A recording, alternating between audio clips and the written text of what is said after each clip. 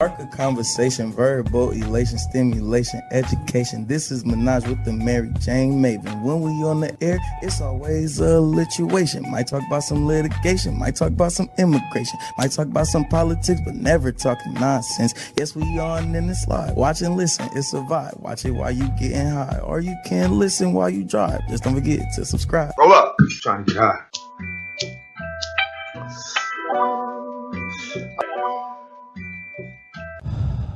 Welcome to Menage with the MaryJayneMaven podcast with your host, the MaryJayneMaven. I am the producer, the hubby.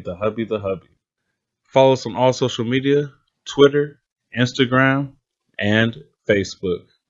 Show us some love and click that subscribe button now. Don't forget to click the bell so you get notifications and click the like button on the videos.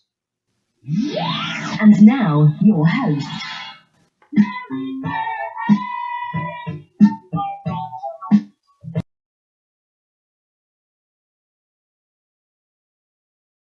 The ingredients are getting stronger.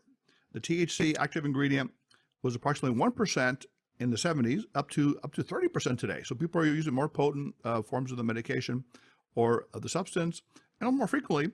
And we want to talk about that. Does it help or hurt you psychologically or emotionally? So I want to welcome Mary Jane to the show, also known as Tiffany Dewberry. Mary Jane is a content creator, events director, educator, and entrepreneur. In 2006, she was diagnosed with multiple sclerosis, and she used cannabis to optimize her health and wellness and be her best self. She is a cannabis advocate and creator of the MenagewiththeMariJayneMaven podcast to help eradicate negative stereotypes and elevate lives. She's also the mother of 3 boys. Welcome, Mary Jane, to the show. Hello. Thank you so much. I appreciate you having me on Yes, today. definitely. So tell us about this. So you have a podcast. Does it talk about cannabis? What is your podcast about? It does. I'd like to say that it is, it is a high grade, carefully curated, sponsored by cannabis podcast, where we cover all kind of topics. I will say this: I'm an Aries, and we love to speak. So any topic that I can kind of have a platform on, it's a benefit. It's something I enjoy. But specifically, there is definitely a need for education and for the information to be digestible and for it to be something that is, not scary to individuals that are looking for the correct information on cannabis and the benefits. Yeah, see how you kind of do a double entendre. Digestible could be the marijuana also, as well as the knowledge. That's yes. Could be. I like that. Yeah. Are you high right now? I am not. I would like to be, but I wanted to be in my best frame of mind. Not that I'm not, but this isn't my podcast. Where on our podcast we have a a spark and salutation. So we encourage all the listeners and viewers to spark up. We spark up and we medicate. But I wanted to. I think I've seen some podcasts or shows where everyone's high on the show. I forgot what the name of that show was. It Galifianakis or something? What's the guy's name? Oh, Zach Galifianakis. Yeah, that guy. Yeah. yes, yeah. He's always high. Him and Seth Rogen. Yeah, exactly. And Seth Rogen, and also, Joe Rogan had Elon Musk on the show doing marijuana. Did you see that one? That was a big hit, apparently. I love him. I used to work for him. I've actually taken shots with him in Vegas. Okay. Are you talking about Joe Rogan? Or are you talking about Elon Musk? Elon Musk. Elon Musk, yeah. Wow. Yeah. Now, Reggie, my producer, he's like kind of a geeky guy. You're laughing. What's so funny, Reggie, about this? Well, no, I watched that interview, and I'm just impressed that I guess knows Elon Musk. Yes, Elon Musk. He's a very interesting guy. That is something I guess quirky about me. But yeah, I worked for his solar company that he invested in that his cousins actually ran, and they took us to Vegas for 3 days. Well, actually 1 day. And I ended up in his booth, and next thing I know, I was like, "Wait a minute, I know who you are. And we took a shot of Tito's together. It was great. Wow, that's amazing. So you seem like a sociable gal. You must be the extrovert personality in the personality types. Are you pretty extrovert? Very much. Okay. It's funny. My husband's over here shaking his head emphatically. Yes. I am. That's why I find myself, why I feel that it's my purpose to be in the industry that I'm in and to be doing what I'm doing as an entrepreneur. Excellent. Now we're going to get into a little bit of the emotional, psychological aspects of marijuana. And there's been some studies, but not that many on the psychological side, but there have been other studies on the physical side. Now, in terms of, the typical reaction, people know that you have a heightened perception sensory-wise, you have euphoria, maybe you can come down from that, and also appetite increase. But in terms of positives, I want to get your take on this. There had a new study in 17 that looked at the 113 chemical aspects of cannabis, and they found that there are 3 things that they discovered that were benefits. One is it reduces chronic pain, it reduces nausea from chemotherapy, and also decreases spasticity in multiple sclerosis, which is kind of like the muscle spasms and stiffness. Tell us about your experience. Now, you said you had multiple sclerosis, or do you still have it? I do. I like to say that multiple sclerosis lives with me. It came into my life, so it needs to keep up. Just be there.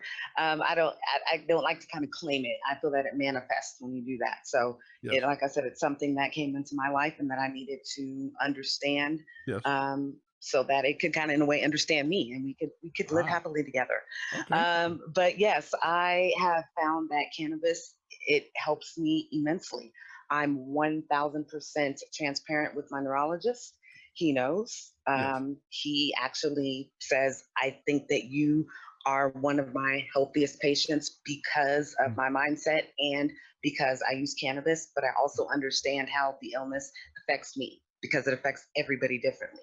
Yes. So I know that cannabis helps me to not stress, which stress triggers everything within everyone. It doesn't matter if you have multiple sclerosis or not. It's a horrible thing. But within me and with the MS, it definitely is. It can be debilitating, and it can be something. Do you tremor? Do you shake? What is MS symptoms to you usually? I don't. Thank the universe. I just have my left leg. When I look down at it, as you were looking at it, but my left leg, that's where a lot of my symptoms are. Majority of my symptoms. I get tingly there. I get kind of pins and needles feeling. It's really hard to explain. Right. And since I've had each one of my last 2 boys, I have lost the feeling in both of my feet from about the mid foot till about the tip of my toes. Oh, no. But not in a way where it like I'm not able to walk. It does affect my gait, but I've been able to kind of counteract that with exercise. And so someone steps on your toe, do you feel it if someone steps on your foot? I do.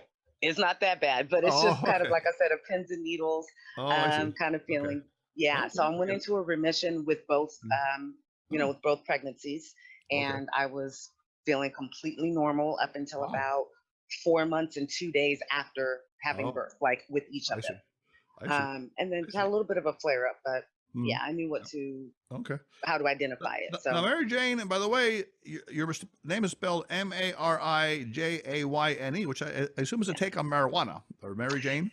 It is. It is. I guess Rick James came out with that first, didn't he? Back in the days. Yes, and he may have spelled it the traditional way. 4 years ago, when I decided to venture into cannabis, I needed to make sure that I stood out. It's a very common, very common name that people use, but I wanted to be able to stand out, and so I decided to spell it a little differently. Although dewberry sounds like a blueberry to me, that's not a bad name. Yes, I've heard a lot of takes on that, so I'll take blueberry. I will take that, but yes, it's much better than I love. No harm to my family, love you, Dad, but it's much better than my maiden name, my maiden last name. Yeah. Oh, okay. What is that one? They made the last name. Wiggum. Wiggum. Okay. Yes, and so I heard my entire life, Chief Wiggum, Simpson. So yeah. Okay. What does that mean? Is that a bad word, Wiggums, or what is that? No, but it's a character from The Simpsons. Say it again. A character from The Simpsons. Oh, The Simpsons. Okay. Yeah. Reggie, you would know that one, would you? Okay. Okay. Yes, I figured he would know. I figured Reggie would know. This guy knows everything. He's a knowledgeable guy. Now, Tiffany, Mary Jane, one thing we want to kind of delve into is the benefits and also maybe the drawbacks of this. Now, there is some research that's kind of mixed. Now, they do talk about the fact that marijuana may irritate your lungs, the coughing issue, increase your heart rate. They said there's a 10% more chance of heart problems, and also reproductive aspects. It lowers the sperm count in men, and women during pregnancy, they might have a lower birth rate baby. What do you think? Do you recommend women smoke marijuana during pregnancy or not? As a consultant, as an educator, I base it off of my knowledge, my research, and my personal experience. I think it depends on the way that you actually take cannabis. Okay. Of course, I don't recommend, I wouldn't say go ahead and roll up, in a tobacco leaf and smoke crazy while you're pregnant. Mm-hmm. If that's what helps you kind of get through those horrible months of like bad, nausea and whatnot, to each his own.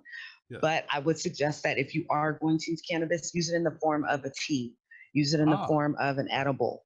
Okay. Don't smoke it, because that's where I think the major concern is. I see what you're saying. Okay. And so I wouldn't recommend that, but I don't say that it's something that should not be used during pregnancy or to make your quality of pregnancy better, because I know that it helped mine. Yes. Now, the other thing is a little concern is the idea of, some people have paranoid hallucinations and, they say psychosis, there's a 4 to 5 times greater risk. You'll break from reality. Now, what do you think of that? I mean, do you get paranoid on weed or do some people do? How does that work? Some people do, but this is the reason why, is because everybody's body chemistry reacts to the cannabinoids that are, that are within the compounds that are within the power flower, as I call it, differently. So this is what I simply tell people: the nose knows. If it smells sweet, if it smells attractive to you, it works with your body chemistry and you can avoid the paranoia. If it smells gassy and, just really, it doesn't smell pleasing, don't do it, because that's your body's chemistry telling you it's not going to work together. So it's very simple. People also need to understand the benefit of using CBD and other forms, the non-psychoactive forms of the plant, along with the THC. If you do come across being paranoid or being too high for, what you're comfortable with, the CBD, for example, will help to even out that psychoactiveness, and it will kind of elongate actually the time that you're going to be high, but it helps to bring you down. I see. So, I understand there are two strains. One's called sativa and indica. Can you tell us what's the difference in those two things? So sativa is the one that is it causes more people they feel paranoid and anxious. Okay. But what it is, it's I don't want to say it's more of an upper, but you definitely are much more elevated. It's more of a head high. You get very creative. I do a lot of my content creating with sativa. Is there more THC in it, or is it just the way it's made that makes it? It's just the way that those two interact, with the body chemistry, what their purpose is. Yes. Indica is the one that's going to floor you more. Indica is the one where you want to watch Game of Thrones. You want to get through, an entire season. Right. You may want to sit back with some food and some indica, and you're going to kind of veg out. Indica is also the one that helps more of the pain and the inflammation, and some of those health benefits. I see. So sativa is more of a kind of party one. Oh, party. Okay. Now, the one thing that people have concern with in the psychological area is people that use this medication or substance, and they become kind of lethargic, apathetic and aimless. Now, there might be people that are able to work better, right, because they reduce their anxiety. What's been your experience? Does this make you lazy and apathetic, or does it make you more creative and strong? It depends on the strain. So I say all the time, I am not an indica lover because I have stuff to do. Yes. And I say the other 4-word, explanation or description of that, but I want to get the point home. Like, I have stuff to do. I can't. Yeah. Now, if I don't have anything to do, or if I am feeling a lot of pain, if I'm not able to sleep, then indica would be my choice. But being that I know how I work with either one, I prefer to be functioning and do what I need to do with sativa other than indica. Right. So I see. It depends. There's several people that are opposite. Right, because the classic stereotype, I guess you would see it in movies and comedies, the guy's lying on the couch eating chips all day and Jeff Spicoli, Is that true or not necessarily? There are some people that are very much like that. And, couch potatoes, you can kind of blame it on anything. I don't think that that's so much of the plant as I think that it is their psychological, where they're stuck, where they are. Yeah, they haven't identified what their purpose is. So they don't really feel a need to be productive. Okay, so the gaining weight and just not doing too much, being apathetic. You think they're just using the drug as a scapegoat, or do you think they are that way? There are some people. I think that's why you should be of a certain age. You should be, For example, like you were saying with the corona, the numbers have skyrocketed with people that are using. Yes. Those people are ones that have jobs, that are integral parts of society, that are functioning, that are able to utilize it and in whatever factor they want and still do what they need to do. There are individuals that, because of where they are in their life, they don't need to depend on any substance, any plants, anything other than getting themselves completely 100% healthy inside and out. Right. So it definitely can be a hindrance because, especially if you're smoking indica all day, you don't want to get up and do anything. Like I said, it just depends. But right. I'm not going to say that a lot of people are staying home anyway, so they figure, hey, you might as well smoke, eat, drink, and be merry, as you say, right? Hey, I was much happier to see the numbers higher for the cannabis purchases than I was for the alcohol. Oh, okay. So exactly. At least I knew that with the cannabis, they were being a little bit healthier and they were getting some health benefits, but I'm a craft beer girl, so I can't just claim innocent on that. I've been having a little craft beer, this coronacation, as I call it. Or maybe a mojitos for our Latin folks out here. Do you ever try mojitos? Oh, yes. Well, I definitely do. And good tequila. We've been tequila tasting, and I've tasted some really good tequila. But I'm a Tito's girl. Let me ask you something maybe a little controversial. Now you have 3 sons, I understand, 3 boys. I do. How old are your boys? The oldest will be 23 in October.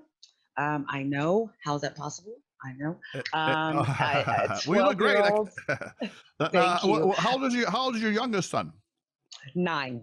So 23, 12, and 9. Okay. So here's a question, Tiffany. Do you want your teen boys under 16 smoking marijuana? I don't. And we are very honest with them. They understand that it's our medicine. I don't hide it because I feel that when you hide it, that is just providing the springboard for them to go crazy when they get the opportunity. I think if you're very honest with them and you let them know when, where, and how, they can go ahead and decide to do that, which is when you're out of my house, when you're of age, when you're paying your own bills, and when you have a college degree. Of course, the college degree may be stretching it because most people actually get into it more than college, but I want you to at least be the age of consent, 1, of adult consent, but 2, where I know that your brain has fully developed. Exactly. Because I do believe that it can affect the younger. That the memory structures are shrunken, and even neurons may be decreased. So we have what's called brain plasticity in psychology. You may have heard about where the brain grows and changes. So this actually can hurt younger people, apparently, based on the research, and also the idea even suicidal thoughts. They did a study. I wholeheartedly agree. Yeah, in Colorado, before the age of 17, the toxicology reports show higher substances of marijuana in those that committed suicide. So what do you think of that? Should we ban it for younger teenagers?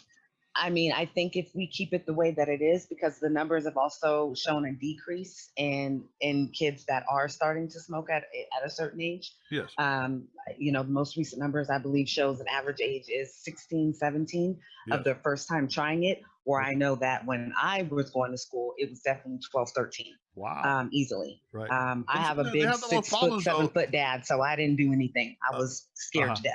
Right, but they said that the concentration was less in the 70s. It was like 1 to 5%, but now they have up to 30%. Is that true? True. Yeah.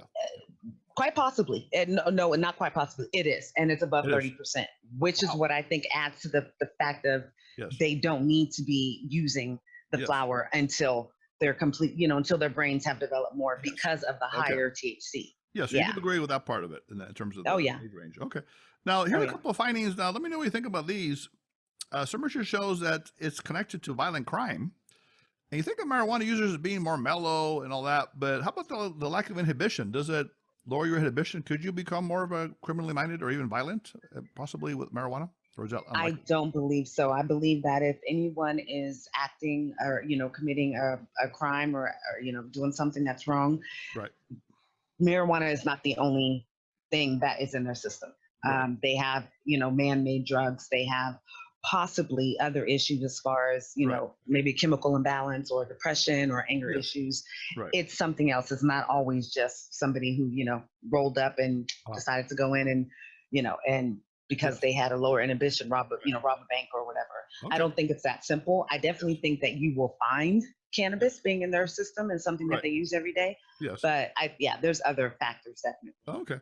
And the other one that's interesting is, the idea this is kind of a pathway drug that people start marijuana and will get into other stuff. And they show that there's a more likelihood 2.6 times greater to abuse prescription opioids if you do marijuana. What do you think of that kind of thing? Is it lead to other things, possibly? I don't believe so, and I'm going to base this on my personal experience. Like like we discussed, going to school at UC Davis, Yes. I saw when I started going to school there, I was immediately like, nobody there smokes, nobody there does anything. Right. It is just all about school. Please, And they like to ride bicycles college. too, right? They're all healthy bicycle riders. Usually. Oh yeah, they're still loving the bicycles. Exactly. But it's college, and it's that age where you where you experiment. And I'm going to tell you that I've seen other substances that are utilized and abused much more, which lead to the opioids, other than cannabis. Maybe like what do you call it, ecstasy and all kinds of ecstasy, cocaine. I mean, you would think that cocaine, because of the expense of it, is not something that is, it's definitely in abundance. Okay. So you don't see that connection, marijuana leading to cocaine or meth or that kind of stuff as much? I believe that if you're predisposed to it, I believe that, if you have, and we know that most abuse or addiction starts with, your being hereditary and starts with your, kind of your background. So I'm not saying that's the entire, catalyst of it, but I do believe that having predisposed issues, illnesses and whatnot, that tends to and lends to it. And I have to see numbers that are just much more prudent and just being able to be just right down to connecting cannabis and crimes, or cannabis and the loss of inhibitions, or the loss of a lot of these studies are what we call correlational, but they're not causational. So you have to do like a random pure experiment where you have to give people marijuana in two groups and then watch them and see if they commit crimes. But obviously that wouldn't be very ethical to do that. It would not, but unfortunately, our country, they've done some things before that wouldn't be very ethical. You remember but it's true. Exactly. You remember Milgram's shock experiment? Do you ever study that in psychology, where they shock people and all that? Yes, I did. I studied it for sociology for hubby and for myself. Exactly. So that, it's kind of hard to get these studies really accurate. But here's some interesting things. There actually have studies, and they have mixed findings. Some say yes or no. The CBD can help reduce anxiety. It could be antipsychotic. Perhaps social anxiety reduction, like social phobia, severe shyness, and possibly even PTSD. Now, these studies are kind of like in the work still, so there's no conclusive evidence. What do you think about these things? Do you see marijuana or CBD as helpful in these four areas? I can tell you 1000%, and my personal experience and the endless amount of people that I've helped through my brand education. I'm an entrepreneur, so I have to have multiple streams of income.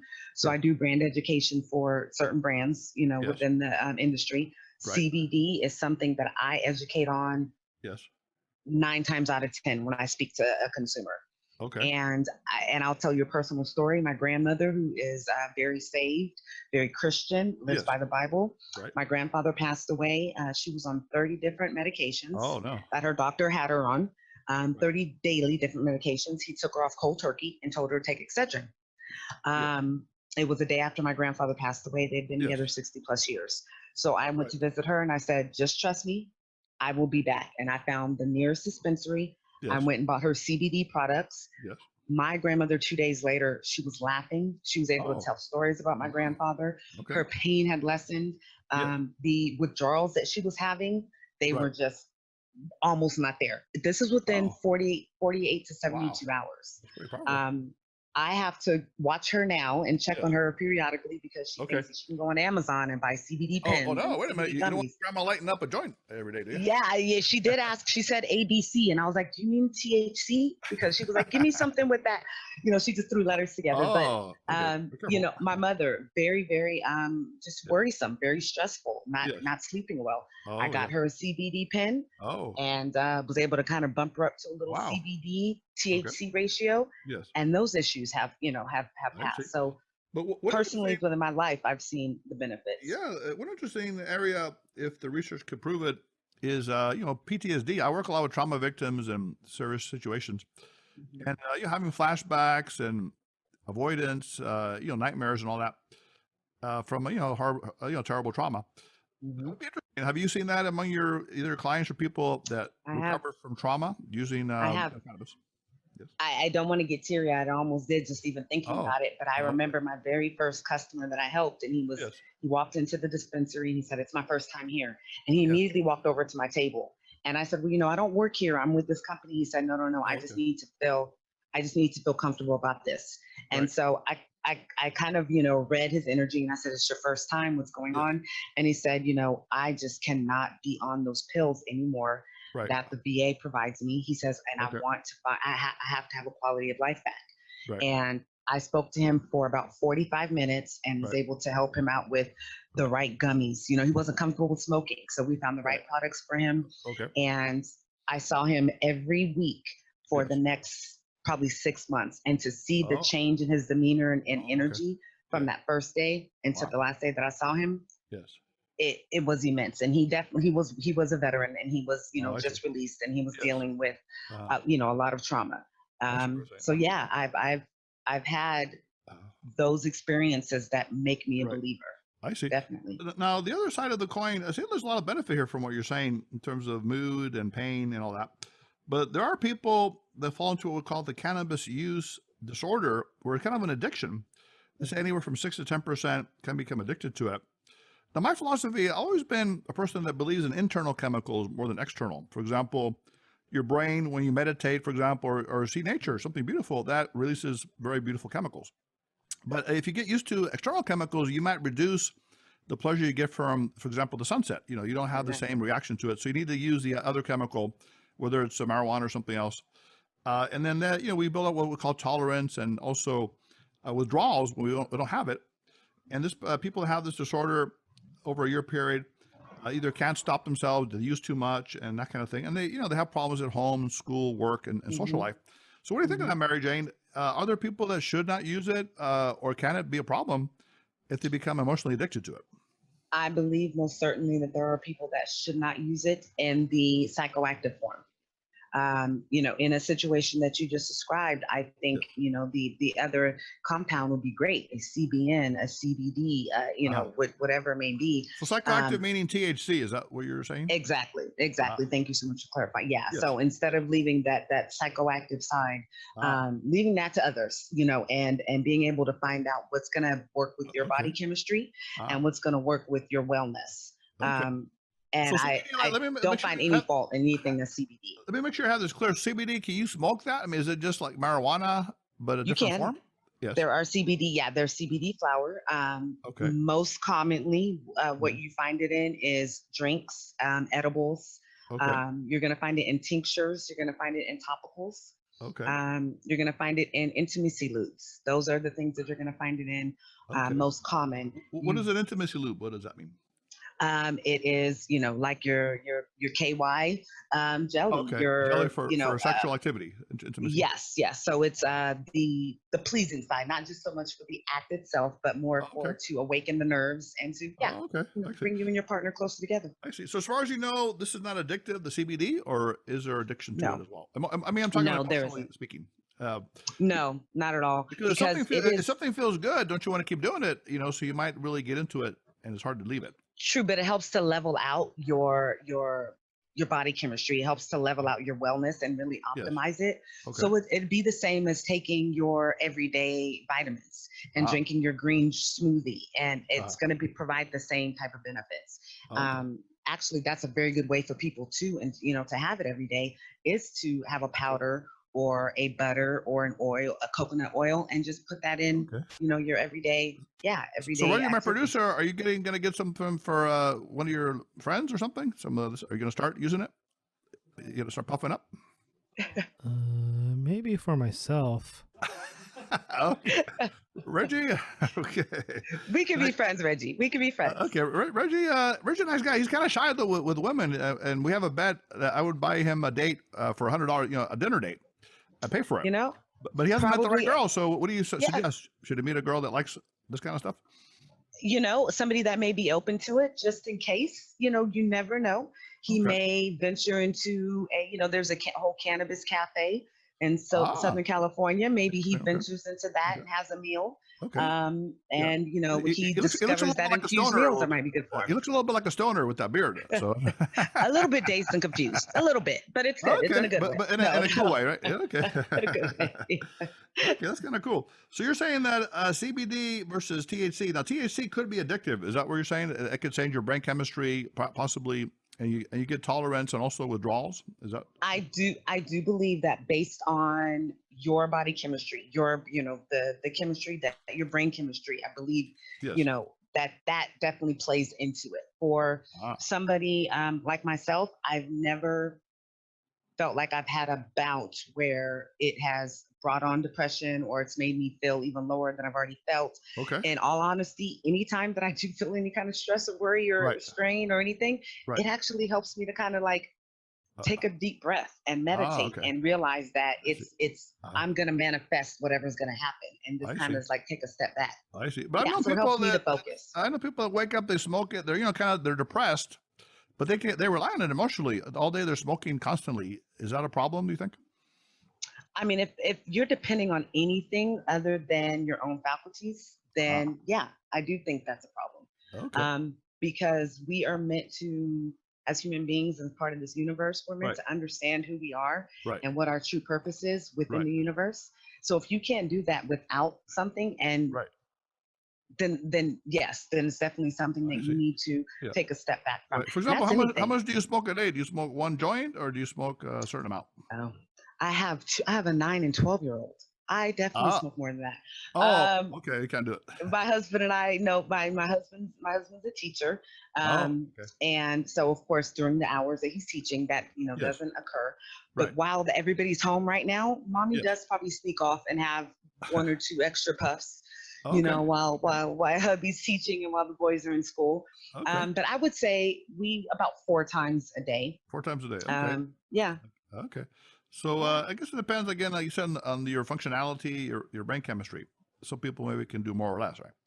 Yeah, most definitely. I mean, for me, we have our last evening smoke, and usually, hubby's sleep within an hour, and that's when I, do a lot of my content creating and my writing. It's really a creative time for me, and I'm able to focus and get a lot done. So for me, I'm very, very functional as long as you're a very interesting, fascinating kind of woman, and I like your style is very balanced, and it seems like it's compassionate. So you want to help people in what you're doing. Thank you. I do. I honestly feel that the purpose of why I'm here is to leave a footprint of significance in a positive way in the lives of others, a very long lasting. And I think that I'll be able to do that through my entrepreneurship and using cannabis. Yeah. So let me ask you a couple, and I'll get into a little more about you. In your life, has there been a failure or even a great challenge? I know you mentioned the multiple sclerosis that set you up for later success. Is there anything you've overcome in life or maybe you failed and then you overcame it? Yeah, most definitely. And it's part of my journey and why I am, who I am today and why I am where I am. 4.5 years ago, I had a great career. I was successful in corporate sales and client marketing and things like that, client relations. Okay. But I just wasn't happy. Every couple of years, I found myself wanting to look for a new position. But everything else in my life was great. My children, my husband, my friends, everything. I just found myself every few months just feeling unfulfilled. And I realized that I had to step out of living in fear and step into discovering and defining what my passion and purpose was. And that took stepping out of doing what I thought was the normal thing, which was going to college, getting a job, working, doing that. And I needed to really look into self. So I read The Alchemist, which Paulo Coelho is one of my favorites. I've read it several times since then. I felt like, and I still feel like somebody is writing the words over my shoulder as I read the book. But that really changed my mindset. And I really thought that I am an outgoing, upbeat, loving, dreamer, but I had a toxic way of thinking where I was putting obstacles in front of myself, and it was all out of fear. So I definitely identified that as a time that was a failure, But I also see failures as a time for you to learn from your mistakes and grow from them. That's wonderful. So yeah, I like that. yeah. I wrote a book called The Three Secrets of Happiness, kind of like modern day fable, where a pompous psychiatrist goes to the mountain and meets a monk, and he learns the three secrets, and they're very simple. They're gratitude, optimism, and forgiveness. And it sounds like you may have gone through these yourself. These three secrets. Yeah. The forgiveness was probably the toughest one. Yeah. But yeah, my husband is self-forgiveness, especially. Yes. Most definitely, and that was probably my biggest obstacle, was forgiving myself for things like having my son at 19. The careers that didn't work out, or the people that I felt like I let down. If it wasn't for this awesome man that's over here. Okay. Is he there? He's there right now. Years. Okay. He is. He's a producer. He's my producer. So wow, very nice. Get it on. But is he also a little bit? Is he high right now? A little bit. Are you? Yeah, he shakes his head. Yes, he is. Yeah, okay. he is. All right, he made sure. He's dedicated. Practice what you preach, huh? That's important, right? Yeah. Reggie, you're laughing like crazy. I believe that's part of the reason we've been together for 19 years, married for 15 in about a week. So you're compatible, can a right? couple stay together? Yes, I like that. Now, how about superheroes? Let's say, Mary Jane, is there a superhero or someone that's been great in your life? It could be dead or alive, that you look up to. Wow, there's so many people. Or even like the comic books. Is there a superhero or hero that you like the most? I like that you asked that, and I will say that it would be, and even though he was a bad guy, Killmonger, in Black Panther.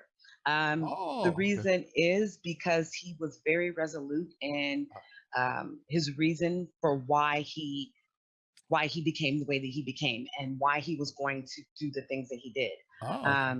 Which one was that? Was it the one that his dad was killed or something? Is that the one? Or yeah, he was the villain. Yeah, he was the one that gave the very awesome, the best line in the whole movie. He said his ancestors weren't wrong. They'd rather die in the ocean than live in, and I'm not saying you're right at all, but the main idea was to be in slavery. To be enslaved. Okay. So it was pretty powerful, but I would have to say just his perseverance and the fact that he was so resolute in his beliefs. Wow. Yeah. So you better put on your costume now. The mongerer. That's going to be your new thing, no? I have my Halloween costume ready, and it's not quite that. That's a little bit. Okay. A little different. Different costume. Yeah. Okay. Hey, it's an adult. It's adult. Halloween is for adults to dress up like we're not supposed to anymore. But I'm going to be one of the girls from the WAP video. I don't know if you've seen it, but if you haven't, you should definitely see it. What's it called again? WAP? WAP, yes. Cardi B, Megan Thee Stallion. Okay. Yes, okay. Yes. Okay, we'll check it out. Reggie looks like he may have seen it. I'm looking at his face. He has a little smile on his face. I think he may have seen it. All right, Reggie, you better keep it to yourself until later. Okay. How about one tweet to the world, Mary Jane? Let's say you can summarize your philosophy in one tweet. What would that be? Lack of passion is fatal. Okay. And tell us about that. I don't feel like I was necessarily on my way out, but I definitely feel like I was living a shorter life when I didn't identify my passion. And if you don't identify your passion, you don't know your purpose, and I don't think you're going to live the quality of life that deep down that you deserve, or that you're supposed to live. So you were a corporate automaton at the time, do you think? Were you kind of doing things robotically in your previous Most career? definitely. Because I am the type of individual where you teach me something, I'm very stringent. Yes. I do it the way that I don't try to reinvent the wheel unless I know that I really can. But I was able to assimilate in sales a lot, and I definitely became that. Yeah. That's awesome. Now tell me, Mary Jane, what are you guys working on now? I know. Tell us about your website, products, services. What are you providing for folks out here in this thing? Yes. Well, what I'm currently doing is working on our Create and Elevate, which was I created 3 different entities or ventures last year, which was the podcast, a nonprofit organization, which is the Colors of Cannabis, and Create and Elevate, which is a monthly curated cannabis event that provides education or Yeah. just a location for people to get together and feel like part of a community. Okay. So, I really believe we're going to be in this, quarantine or stay in shelter or needing to stay at home well into next year. So we're needing to pivot a bit. So instead of being able to do things in person, we want to start doing things virtually. Okay. So I will be having events like that virtually, working, with the advocacy and the equity side of the industry, making sure that people of color and women of color are, are equal to in the playing field. I have, merchandise coming out soon, brand new merchandise. Okay. I just started a new segment of the podcast, which is Staying Sane with Mary Jane. So it's kind of a mini pod. I like that. The kind of flow is nice. That's a good thing. Yes, thank you very much. And just keeping up with season 2. We are 4 episodes into season 2. Awesome. Staying pretty busy. I see. Yeah, just tell us your website, Mary Jane. It is Menage with the Mary Jane Maven. And that is Menage with the Mary Jane Maven, and it's at wix.com. Okay.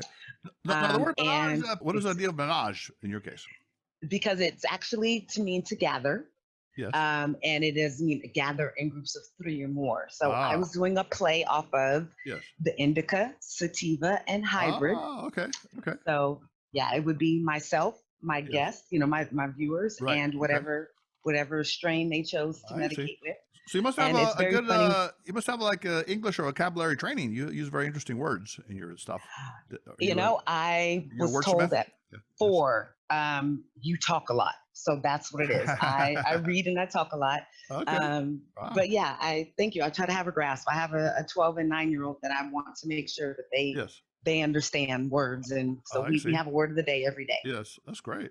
Well, Mary Jane, it's been a wonderful pleasure having you on the show. Thank you. Really, I think, educated and enlightened our listeners today. And I hope so. You're giving us kind of a very compassionate take on a new thing here, because a lot of people don't understand the whole idea of cannabis, marijuana is the way you're describing it. So you're saying it's a way to connect people socially and also maybe emotionally to an extent. But you got to find out your own chemistry, right? Your brain chemistry, your genetics, and all that, and how it affects you. You have to be responsible with it. This cannabis is also something that can help with social issues.